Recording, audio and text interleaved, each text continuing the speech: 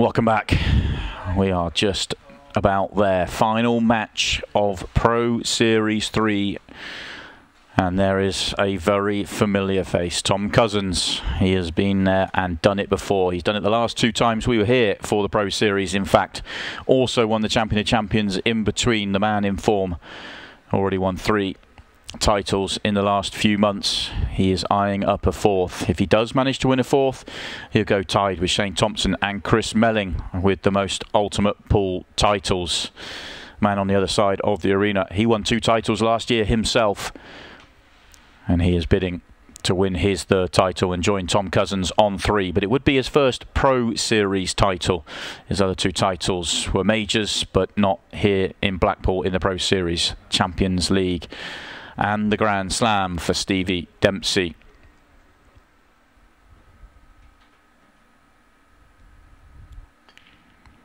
And we are off. And Stevie will get first opportunity in this match. Nearly went in off on the break. Cue ball very close to that top corner.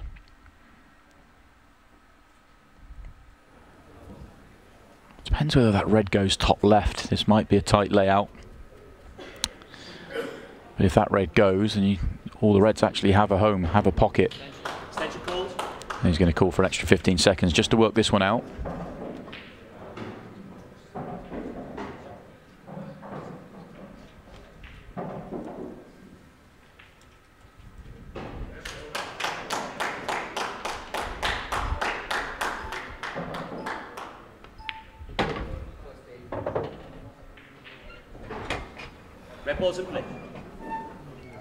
So reds is the choice for Stevie Dempsey.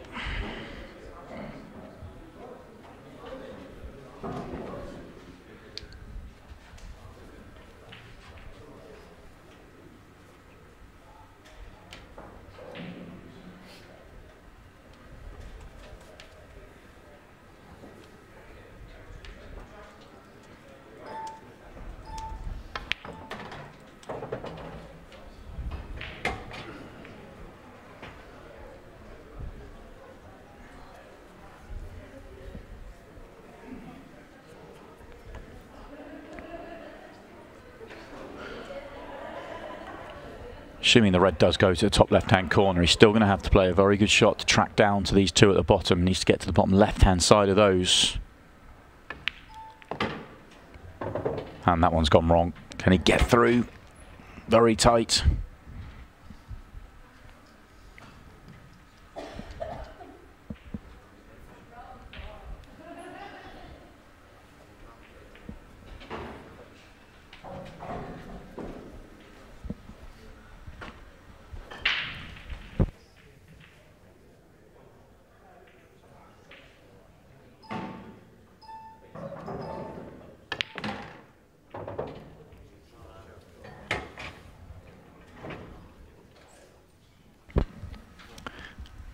Even if he's on it this time, it's going to be very, very tough to get onto the next one.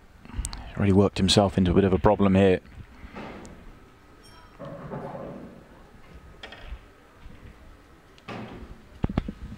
Delighted to say, joining me on commentary for this match, a man who knows a thing or two about winning these Pro Series titles, Mick Hill. Great to have you on comms for this one, mate. Yeah, cheers, Simon. I was thinking, as we see Stevie just accept what he has here,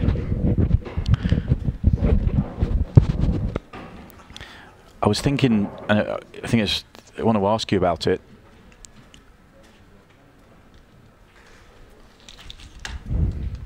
Bear with me as Mick Hill's having a few issues with his microphone. I'll get to my question in a minute. I'm going to let Stevie play this shot first.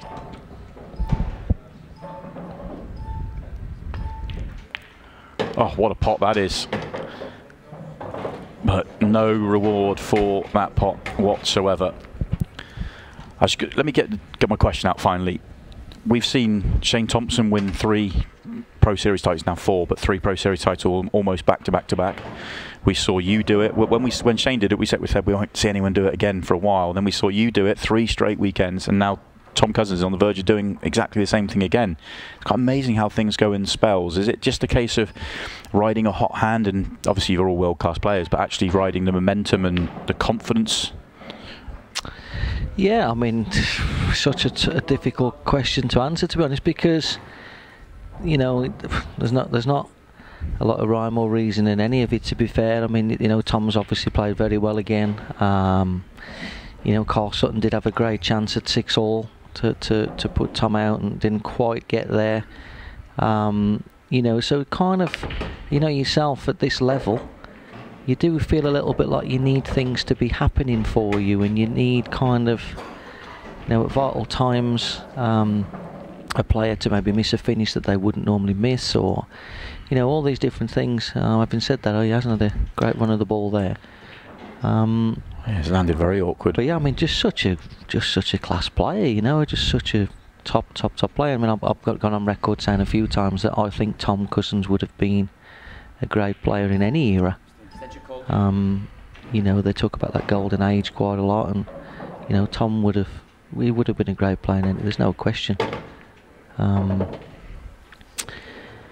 Yeah, but in terms of why does it seem to be happening that way, I don't know. I mean, I did say earlier on in the week, you know, early on in the weekend, that I do think that Tom's the best player on the tour at this moment in time. Certainly riding it at the moment, isn't he? With what he's done, his body of work, lovely double. I mean, it's quite landed for him, but it's the confidence, isn't it? I mean, like, you know, he can just drop in behind the yellow, don't me wrong, but in kind of, he's just playing with so much confidence. It's amazing, really, because middle of last year, around this sort of time last year, in fact, Pro Series 3 and 4 last year, he drew Gareth Potts, or second round, because he was had to be played the prelims, but essentially drew Gareth Potts twice. And sorry, Sam, I don't like this shot though, because if Stevie comes off the top cushion and hits it, which he highly likely will, Tom's got no shot. He needed to play the one nearest the pocket and back himself to stun the ball in behind the yellow, and he didn't really want to. And if Stevie hits this ball, he goes favourite. So I wasn't keen on Tom's choice of shot there. I mean, like, what does Tom play now? Yeah, that's a really good point. So Tom actually, I think Tom played himself into trouble there, because he couldn't have possibly thought that Stevie was going to miss that red. Yeah, he only left the one cushion. I guess the only thing he was hoping is he got really tight to it, but I mean, that's probably as hard as the pot was anyway. Yeah, he definitely needed to play the one near the hole, didn't he? But we shall see.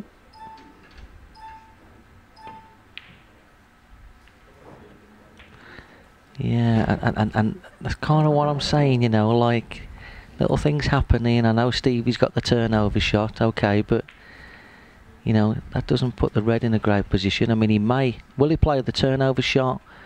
Will he play the cross double? Will he play the 3 cushions into the right hand centre? He's got options.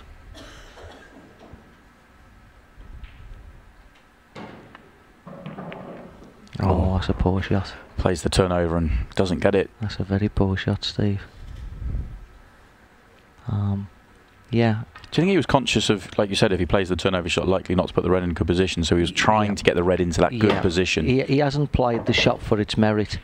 He's tried to do too much with the red, and then forgot we've all done it, you know, and forgot the main part of the shot, you know. And I mean, I would never sit here and harp on about, you know, how things are happening for Tom and all that, because, you know, he's a lovely lad for a start. You know, I really like him. And I'm one of his biggest fans in terms of, not that I'm biased towards anybody in this match effectively, but, you know, I like to see Tom Cousins win. He's one of them lads that I like to see do well. He's no, you know, there's nothing about him, there's nothing surrounding him, there's no kind of, you know, pool illnesses. No, yeah. Do you know what I mean? 100%, yeah. You know, so yeah, but, you know, things do have to happen, irrelevant of how good a player you are, to go on a run like he's on. You know, it's and that it maybe is a little bit of a case in point there. You know, when he did actually play what I thought was only really an half decent shot. You know, Stevie lets him off the hook, and on another day, the shot that Tom plays after the shot choice he made, he leaves Stevie on. Stevie's 1-0 up here, not 1-0 down. Yeah, exactly. So, and what I would say here is, Stevie has got a very good temperament. I think it's one of his best attributes. But he doesn't want to let Tom get away. Yeah. If Tom gets away here, he's going to be really hard to hold on to. I said that in the out in the arena when I was chatting to Stephen James. I just feel that Tom is such a powerful player, such a big front runner that, you know, and he made the point, is the first 6 frames really important because of that? Because you just feel that if Tom just breaks the back of the match, he can just steamroll anybody once he gets his tail up and the break keeps firing. And Stevie needs to sort of stay with him, or if he can go the other way and try and get in front of him rather than have to chase this match. Yeah, no, certainly I do feel that that Stevie needs to kind of hold on to him early. But yeah, I mean, obviously played some very good stuff to get to the final himself. You know, you look at the run that he's had, and he's beat some good players to get to here. Yeah, and what I like about the run Stevie's had is he's built through the tournament as well. You know, he's got stronger and stronger as the rounds have gone on. You know, he was arguably, you know, as good in the last 2 matches as he's been at any point in the whole tournament. Bang. There's that powerful break. You know, like, as a player, you look at that and you think, I'd actually pay money for him to break the balls for me. You know. Had Chris Melling on comms for his first for the first semi-final, for Tom's semi-final, and he was suggesting that your break was with his, so you get a nice compliment there. What was that? Sorry. We were talking about Tom's break, and he was saying that Tom's break is obviously very, very powerful, arguably the most powerful, but because of the control that yourself and a few other players put on the break, that he liked your break and a few others. Well, I don't know about that. Yeah, I don't feel like I can break an egg at the moment, but that's been a little bit sort of undercooked in terms of, you know, different areas of preparation. You know, like you know, because obviously Tom's playing with a lot of confidence and he's playing very well. Then he's breaking very well. Because you're cueing so well. Because he's timing the ball very well. You know, we all know that that Gareth's a very prepared player. You know, likes to put the time in, and he times the ball really well and practices. You know, so you know, when Melling was playing a lot of snooker years ago, his break was absolutely phenomenal because his timing and his cueing was so good. I mean, he still hits some good now, but not quite as good. You know, and Darren Appleton was another one, big practicer. Tuned up, prepared, never undercooked when he come to an event, broke great, you know, and it's there to be seen. And that's one thing that Tom Cousins has really done since the middle of last year. This run has been built on the back of a lot of hard work on the practice table, really putting the hours in now.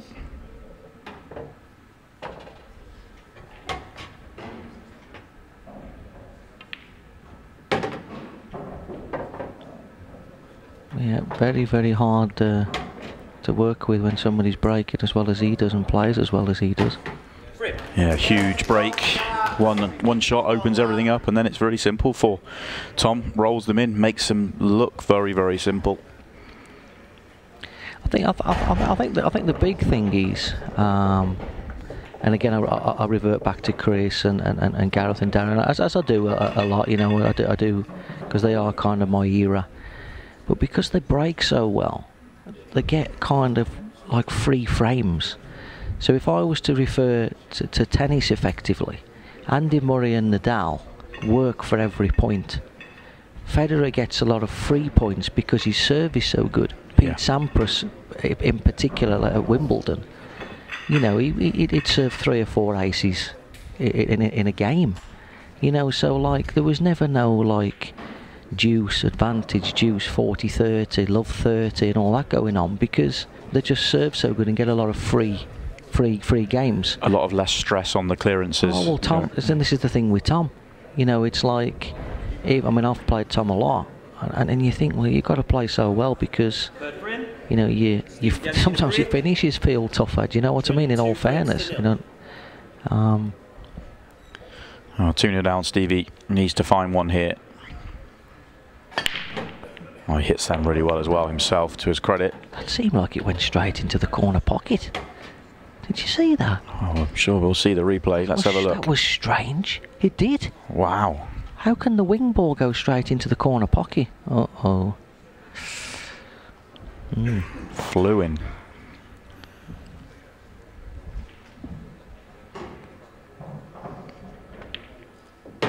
Red balls in play. So Stevie's going to have a go at the reds here.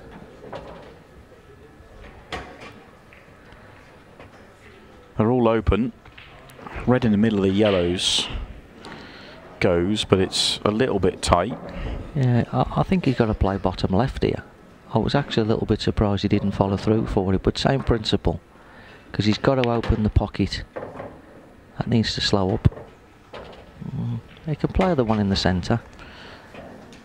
See, the idea here is to play kind of 2 and 3.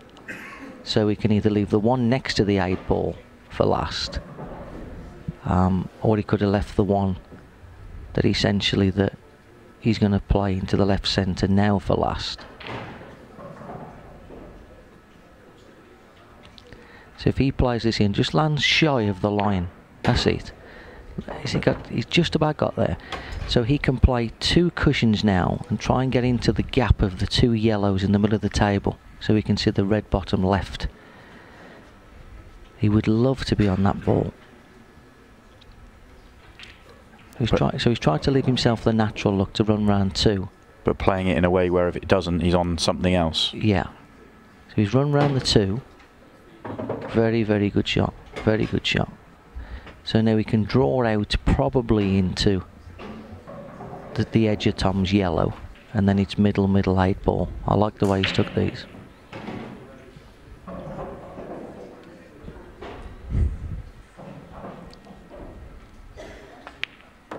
The shot into the centre pocket to leave the natural top left was a very nice way to play it.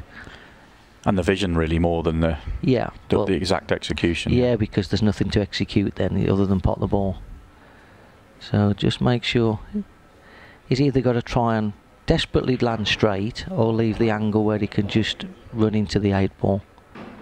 One or the other, but don't leave yourself in the middle.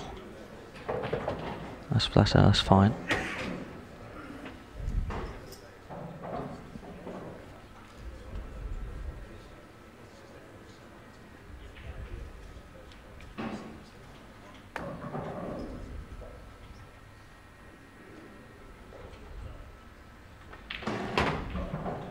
Extension called. Took them well.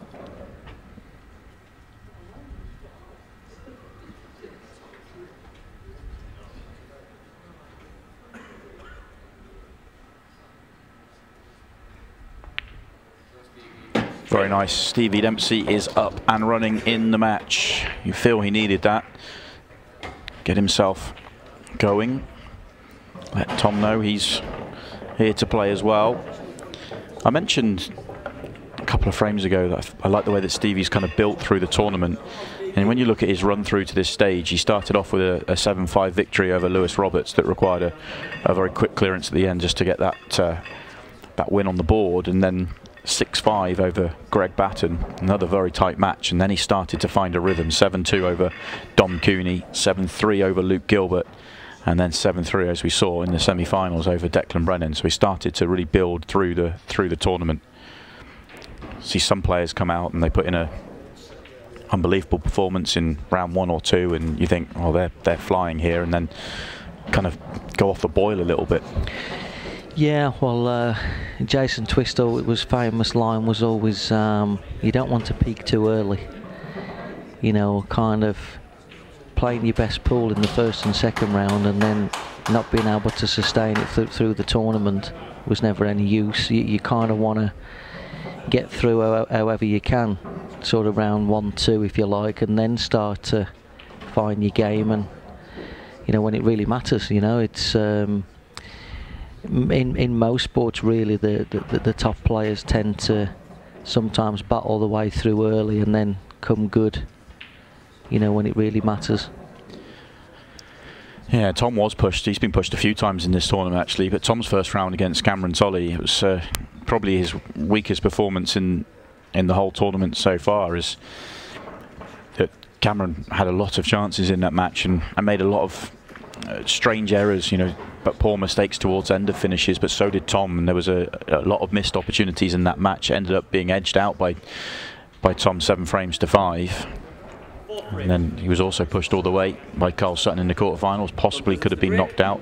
A couple of 7-3 victories over Jake McCartney and Aaron Davies in between those matches. And then, of course, the comfortable win over Carl Boys with 6 straight frames in the semi-final. Wow, again. It's just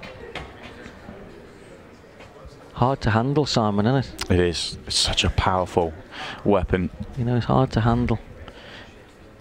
It's not even just it's the way you described that as the free frames. That's the telling bit, because an opponent sat in the chair there, you see the lay of the table and you kind of make your mind up whether that's a, you know, how much is he working here. And so often with Tom, you're kind of almost writing the frame off the minute you see a ball go down. Yeah, he's got a couple of options here. He could play the plant first shot because the other yellow springs out and bring the cue ball all the way down the table.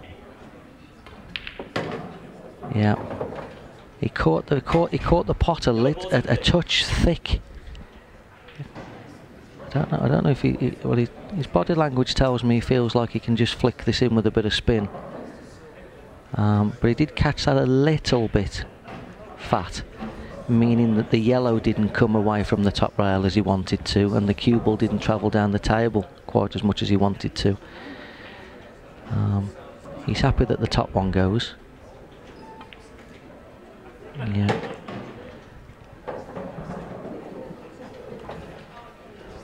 There was a couple of options here. He can play this and stun up the table for the top left, or he can play combination ball that he's just played centre pocket and play the one up the top of the table last and back himself to leave himself a shot at the 8, which he would probably fancy knocking in. So we've just got to be a little bit careful where this first yellow goes. Yeah, don't disagree with that. Could have done with a little bit more up the table still. Yeah, it's quite nice though, isn't it? Because he can, well, he's got a couple of options, but he can play it with just a trace of right, just to get the line of the red ball really in the centre of the table. Yeah.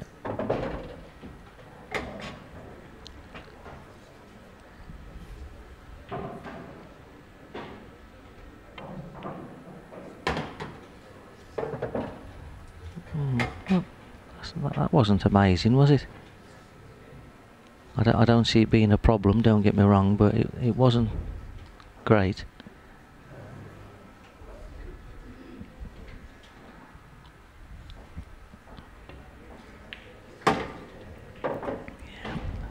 And that was why, really, because he was always going to be a little bit afraid of over-hitting it. I don't expect him to miss it, but he could have been better on it. Yeah, certainly giving him enough to put full attention on this one. Yeah, like I said, I don't expect him to miss it, but he could have been on it better.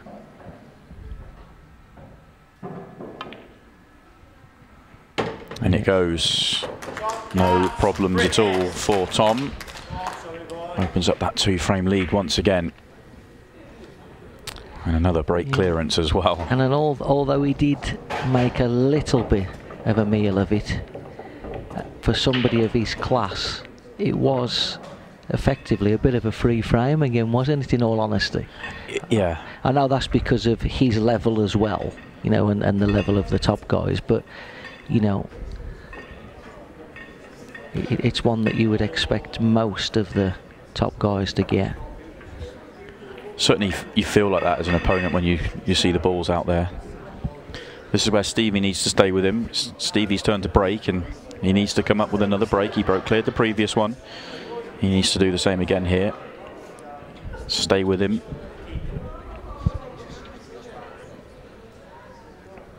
And you did mention it a few minutes ago. Stevie is blessed with a fantastic temperament. So he won't be flustered by anything he sees from Tom's side of the table. Stevie Dempsey to break. Drilling 3 frames to 1.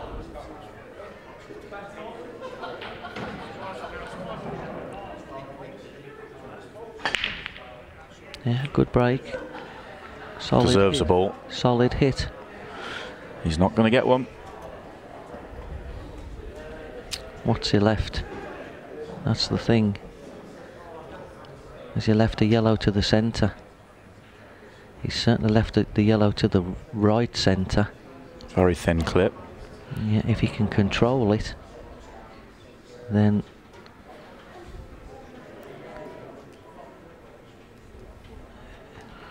he's going to go for the one right at the top of the table.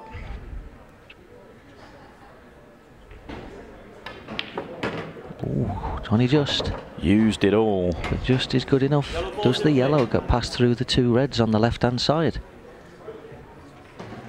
Hard to tell on our screen. He's going to have a little look now, is he? No. He's not giving it a glance, to be honest. No, I don't think he cares. 'Cause No. I think he can play the centre, one down the rail, leave a half ball on the yellow bottom left and just bump into those two. I don't think he's interested whether it goes or not. Looks on our camera like it might squeeze through though.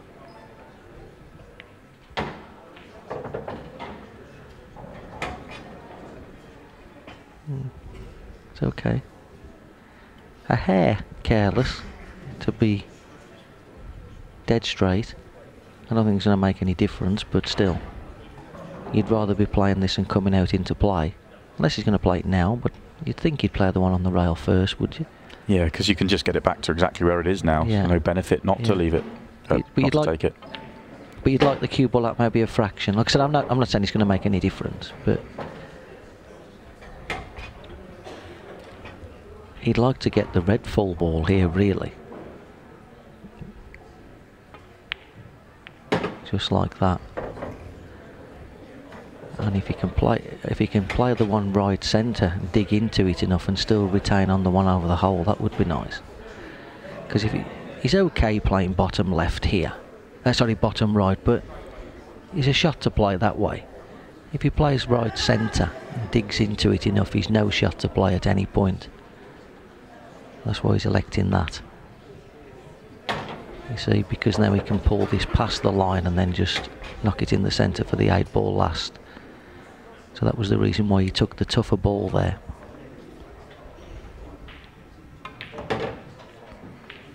And he's out again. It's making the game look very simple right now. And he's going to get out off a Stevie Dempsey break as well. 4-1 in front. Andy has the break next. It's in full flow. And again, in fairness, really, Simon, he didn't really have a great deal to do, did he? No, but he does attack it like all you great players do. He does attack whatever work he has early and find the ways to make it easy. And it's so easy for us to sit in the commentary box, certainly from my perspective, and say, oh yeah, he's made the game look easy again, but that comes down to the way he sees the game. Other players with similar layouts sometimes get themselves in a little bit of mess and have to execute a shot, but yeah, none of that from Tom right now.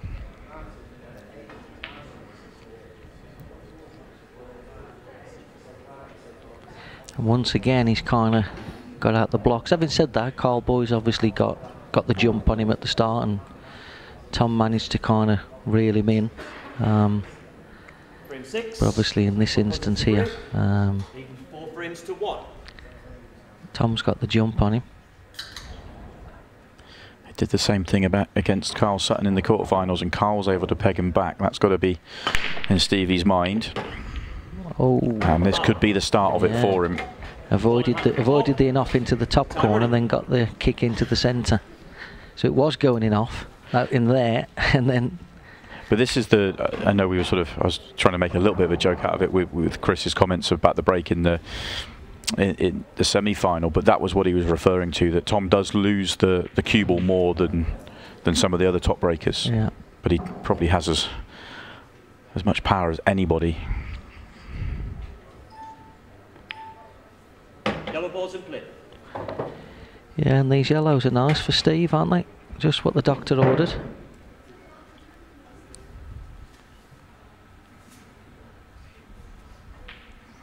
Do you feel from a start of a match, when you're playing great players, that you just have to take your opportunities, or does it?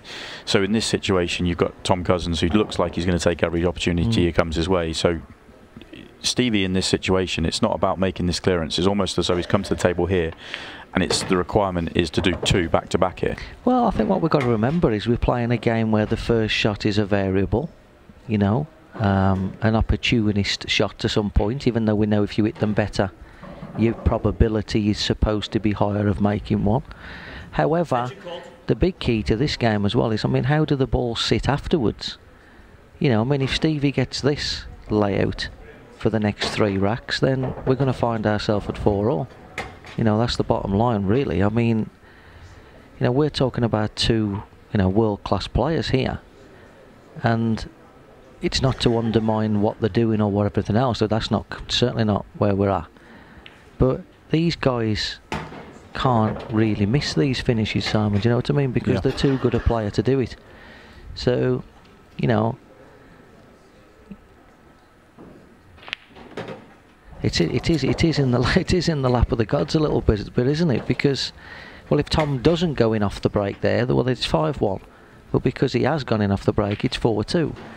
So Stevie steps up after he's knocked these in. I expect him to knock them in. He's done everything that he can do, you know. Balls were there, he's took them. And that's kind of, at the level that we're talking here, that's kind of what it is, isn't it?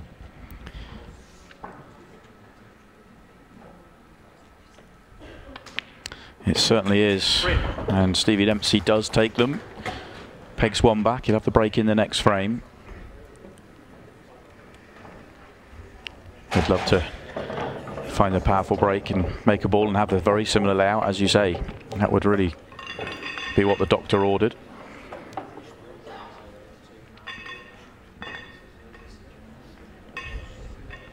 Stay in it as long as you can. Stay with Tom. He's still 3 frames away from winning the title. It's not. You just sometimes from the commentary box with Tom and some of the other players, you get a little bit sucked into kind of thinking at 4-1 the match almost feels like it's going one way and it can't be won from there. But it's still plenty of time. And as you say, if the opportunities fall Stevie's way, he's playing more than well enough to take them. And the guy that's chasing, obviously, once they get back, you know, there's nothing worse than being pegged back when you've got a lead. You know, we could be 4-all very quickly here, and then you're looking and thinking, well, Stevie's obviously the one that's happier.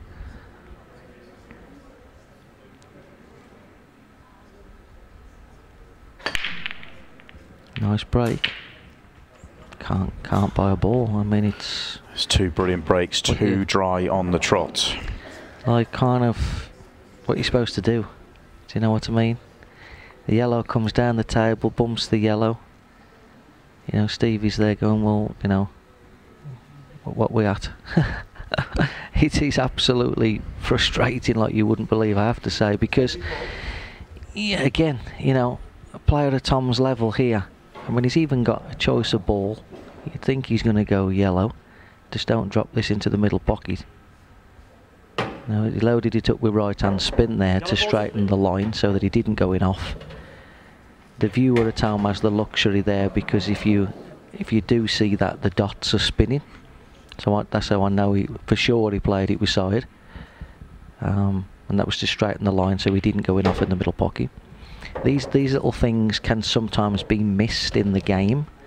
Those little intricate little things, and it just looks like, well, he's just potted the ball in the corner. So you can keep an eye on the dots to what's been played.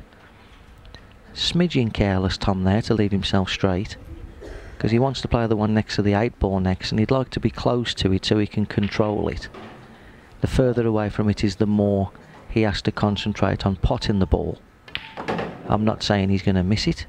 He had a little bit of angle to get a bit closer, but that's why he pinched it, because now he can pretty much concentrate on what he wants the white ball to do, because he's going to give himself the pot. If he's further away from this, then he has to put more concentration into the pot, which then means the cue ball is sacrificed sometimes.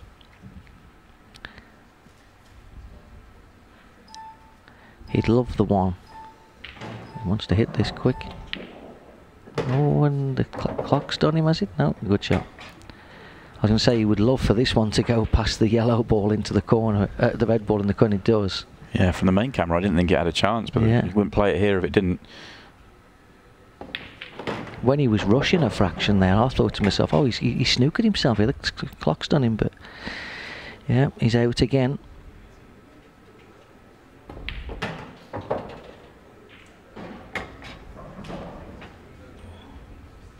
You have to say that both players have been blessed with some wide open layouts, as well as obviously playing some very good ball to go with it through this. We haven't seen many clusters or issues for them to solve. It's just about picking the patterns, which they've both done very well. Yeah, and as I said, in no way, shape or form am I taking anything away from, you know, what we're singing, but it's more of a respect thing than the other way, in terms of, because these guys play so good, they're going to knock those finishes in. It's Yeah, they seem to all the time. be nice to just see a bit of a messy table and see a little bit, See them working. yeah, just see something really kind of crafty and clinical, and like something. And I think that's something that gets missed with Tom, with a lot of people as well, is that his break is so big and so talked about that people think he's just a, you know, big powerful player, big break. He gets, you know, as we've talked about, some of these good layouts all the time. But when he does have messy layouts, he does come up with very clever ideas and ways of finishing it. His vision for the game is phenomenal. Yeah, no, he's a great finisher. You know, he can get finishes that are awkward. You know, no question about that. Hit for him. So he's opened up a three-frame gap once again, 5 frames to 2.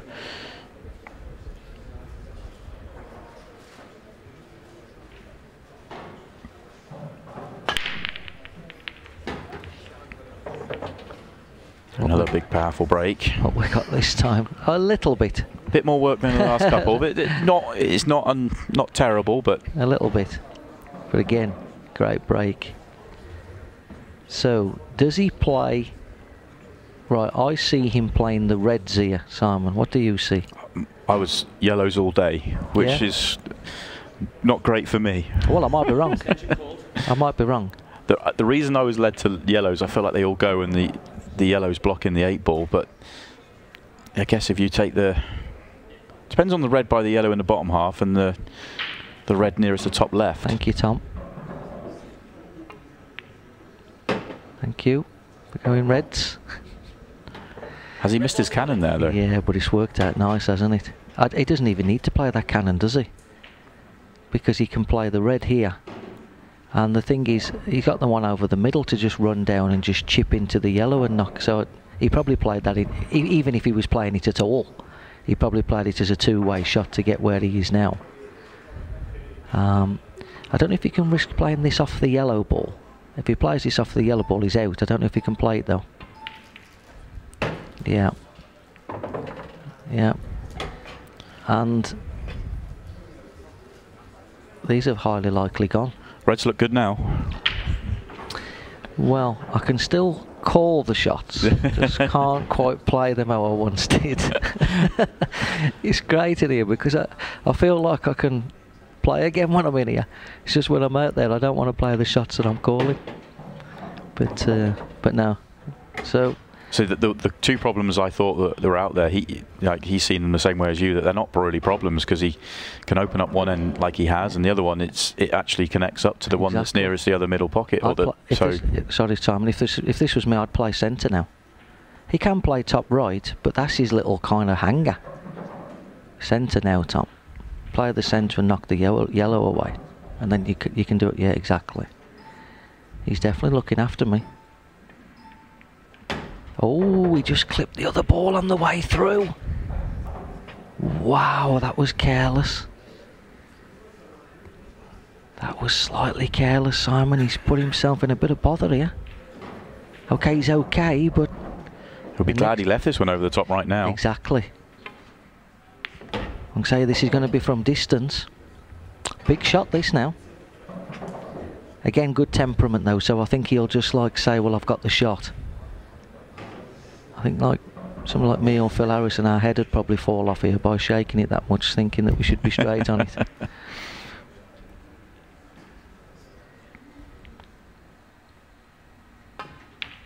Yeah, beautiful. The confidence he is playing with is absolutely fantastic. Yeah. Never a doubt in his mind that he was not going to knock that in. The nice thing of that is, at least when he did have something to do, even though it was brought upon himself, he stood up and knocked it in. Do you know what I mean? Another finish from the break.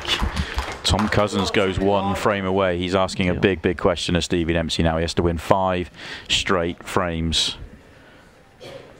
Not only has he won the last 3 weekends, he also won the Champion of Champions as well. He'll go level with Shane and Chris with 4 titles with Ultimate Pool. No, we only count ranking events. Okay, so he's 3 with you then. you can't count him for titles. Not everybody was in it. Still counting the title. I'm still counting the title. Don't you worry. Don't you worry. Champion of Champions, the tournament at the end of the season for all the winners of the events go into for a shootout event. Non-ranking. Non-ranking, as Mick quite rightly makes her up. You actually played Tom in that tournament as well, didn't you? Was that the semi or the final? Burgled, it was that semi, wasn't it? Yeah. He kicked off the side rail 1 frame, and then at 4-all, his break, he had a ball at the middle knuckle, run down the rail into the corner, and then cleared up. Enjoyed that. Would we be calling it 4 titles if you'd managed to get the rub on that one? Yeah, Absolutely. There we go. Joking, aren't you? Of course. All joking aside, though, as a spectator, as a fan of this, I absolutely love the battle that you guys are putting on, because we've been talking. I've been talking with Stephen out in the arena about it a lot lately. The amount of players that we think are in these events, the strength and depth, but it is you guys that keep winning it. You're on, Stevie's on 2, you're on 3, Tom's on 3, Chris is on 4, Shane's on 4. It's the same guys that keep popping up and winning these events. Yeah, of course. I mean, you know, not for me to say, because I was in what you've just said there, but you know, the cream does rise to the top, doesn't it? It's absolutely, just, yeah. You know, Stevie can't buy a ball for love nor money. He's thinking, well, what have I done wrong? This break has just, and this one, the cue ball was going very close to that top right-hand corner, but the previous couple, he couldn't hit better. And you got to feel for Stevie a little bit, because he feels like he hasn't really had a.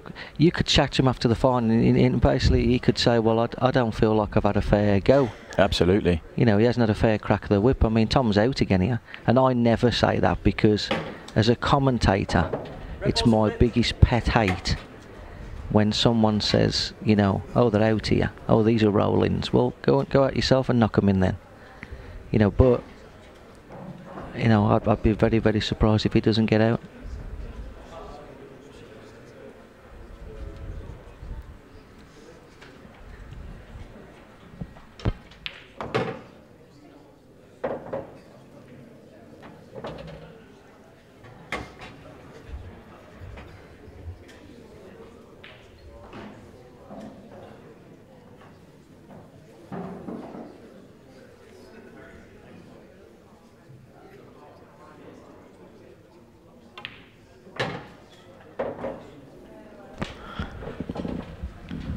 I've just been given some information as we see Tom look like he's taking out another finish here.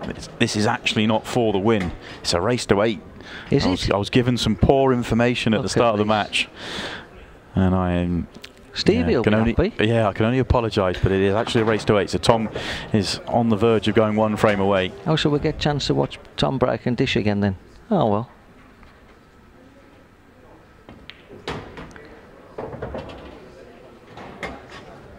Yeah. Tom must be thinking, wow, I'm playing in a big final here. And, you know, loving life, because, as I said, he's not having a great deal to do, is he? He's not, but it's amazing how it's kind of going at the moment. It's just making the game look simple. He was getting very good chances time and time again. His opponent can't make a ball off the break, and he's just calmly relaxed, just floating them in. So you asked me a question at the start of the final, so I'll put it back to you then, Simon. So for what reason has it been decided that Stevie Dempsey isn't to get a ball off the break? Yeah. why? Like, kind of, he certainly doesn't deserve it. He deserves to have a fair crack of winning a few frames. He's obviously got to the final, and what I'm saying is, like, kind of, I'd like to know, like, why has it been written this way that Stevie Dempsey is not allowed to get a ball off the break and play? You know, I really feel for Steve, because it's just, you know, and it's not like the Tom's knocked in like car park finishes every frame. You know, for his level, he's had nothing to do really for how good a player he is. And it's yeah, as a player myself, and kind of, you know, here we go. Anyway, come on, Steve. Potential for the turn. Come on. By my money, this is Stevie Dempsey's 4th opportunity to win a frame. Yeah, and this is frame 10. And this is brutal, isn't it? Yeah. Because he gets his go, and he comes to that when he's had to watch Tom break every frame and pot one. And they're all, I know this is the game we play, but what I'm trying to say, I'm more coming at it from people watching at home and trying to educate them on the game. You know, yeah, we might look at this and go, oh well, Tom's thumped Stevie 8-2. Well, but nothing that Stevie's done effectively. I know, like, the odd, you know. Yeah, you could. I mean, you can make the case that how important frames like the opening frame become when the game is as brutal as this. Without a doubt, because it can set the trend. Not always, but sometimes it can set the trend for a match. Even as early as the first frame.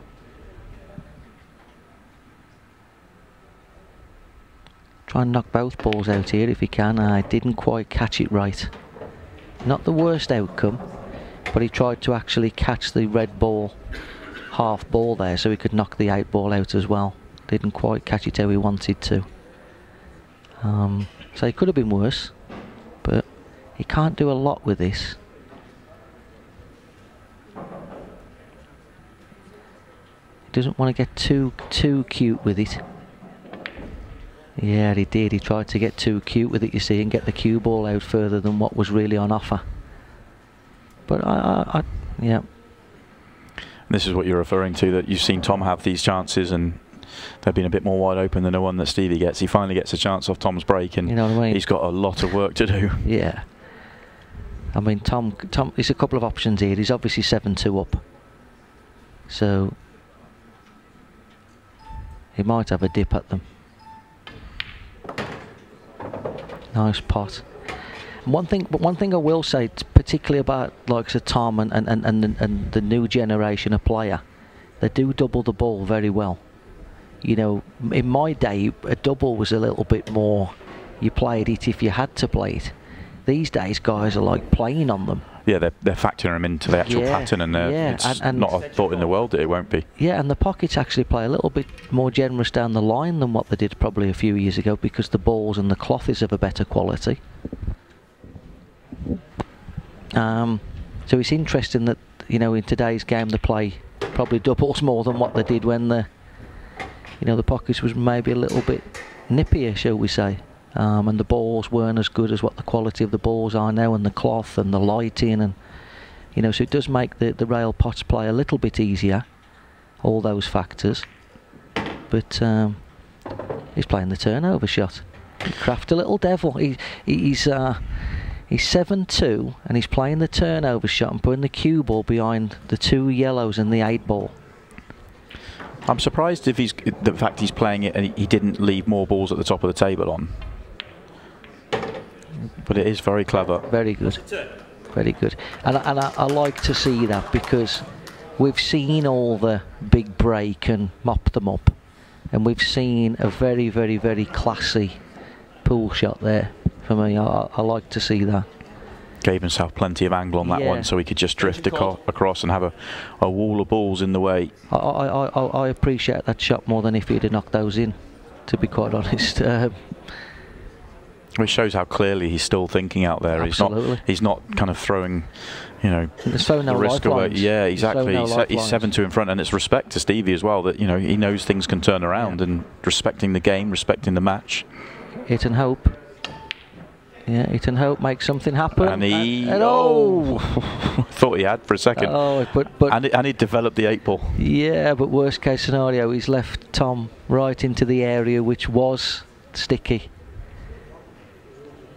And I think he's probably got enough angle just to nip out for the yellow in the centre here, has he? Yeah, I mean... Oh! Careless, Tom. A little bit careless.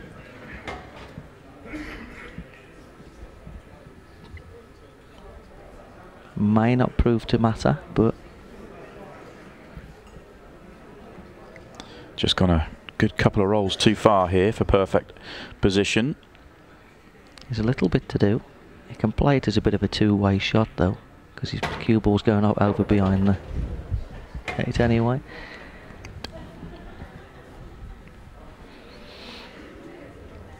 I think this is all she wrote. Yeah, nice pot. Great performance by Tom. Got to feel a bit for Stevie. Never really got a chance to play through Tom's goodwill and for the pool police out there, the pool gods. But no, great performance. He's done it again. Tom Cousins is a Pro Series champion once again. 3 straight weekends for Top Cat, and he gets his hands on his 3rd Pro Series title.